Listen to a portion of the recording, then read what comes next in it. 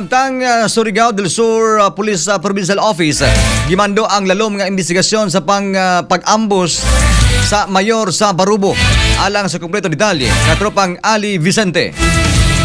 XFM Report. Di pagawasnag opisyal nga pamahayag ang kapulisan sa Surigao del Sur sa liderato ni Police Colonel Jeffrey Lawrence de Mauricio, Provincial Director. Kahibaluan nga ni atong Pebrero 3, 2026, mga alas 4:10 sa hapon, usa ka insidente sa Pagpang-Ambush nga nahitabo sa Barangay Dughan, Barobo, Surigao del Sur nga nagtumong sa Municipal Mayor sa Barobo nga si Ronito L. Martizano. Sumala sa opisyal nga report, alas 4:20 sa hapon nadawat ang report og alas 4:25 miabot dayon sa lugar ang mga responding unit. Maayong balita, stable og luwas na ang kahimtang ni Mayor Martizano. Lakip ang iyang escort nga si PFC Kevin Mark Claridad, 29 anyos, sakop sa 67th Infantry Battalion sa Philippine Army. Human sa insidente, gi-activate ang Special Investigation Task Group kon SITG Martizano aron manguna sa imbestigasyon. Usa ka person of interest ang karong ginamonitor o